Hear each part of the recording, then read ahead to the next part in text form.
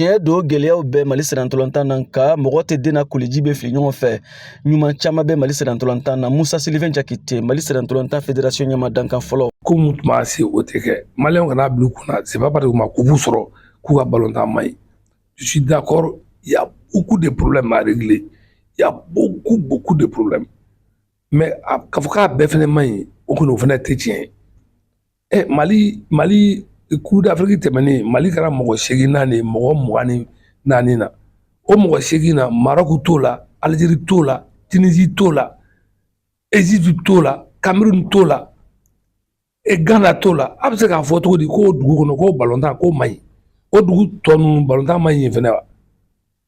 FIFA ye classement laban min kɛ sisan Mali ye mɔgɔ 7nan de ye dugu 52 cɛ la o halisa o balontan man ɲi o man ɲi o bɛ se ka kɛ cogo jumɛn na mon frère o de ka gɛlɛn. An ka denmisɛnninw kɛra 3e mondial ye an taara tournoi UEFA dɔ tan sisan nɔ an y'o coupe ta il y avait 4 continents qui étaient présents là-bas an qualifié don Jeux olympiques la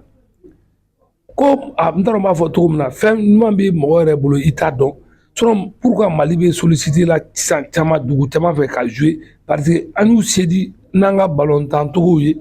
maliyɛnw donc ne bolo o ɲuman mun bɛ yen an k'o fili an k'a minɛ an k'a corriger an k'a essayer ka to an bɛ taa ɲɛ cogo min na mais n'an y'a la gosi k'a fɔ a man ɲi du tout o fɛnɛ man ɲi quoi a bɛ denmisɛnninw décourager minnu b'u encadrer a b'olu décourager bon an minnu yɛrɛ fɛnɛ b'a ɲini na k'u encadrer a bɛ anw yɛrɛ fɛnɛ a b'an fɛn dɔɔni quoi. Moi je pense que le football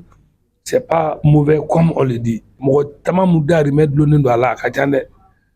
pourtant olu bɛɛ ka da musakaw bɛ sɔrɔ balontan taaɲɛ la stade fermera an y'a ye a ye degun min lase mɔgɔw ma an ma kubu kɔni sɔrɔ c'est vrai an ka laɲini an ka kubu sɔrɔ an t'a négliger dɛ an bɛ diɲɛ baara bɛɛ kɛ pour que an ka kubu sɔrɔ donc ne b'a ɲini jama fɛ u k'an dɛmɛ ni duwawu ye an k'an bolo di ɲɔgɔn ma ni minnu ma ɲi an k'olu fɔ n hakili la an b'an sago sɔrɔ don dɔ la ni Ala sɔnn'a ma. Musa Sylvain Jakite dama la kɔ bɛ ɲɛ don dɔ la VOA Banbara tɔgɔ la Bamakɔ Siaka Traoré kala seli don.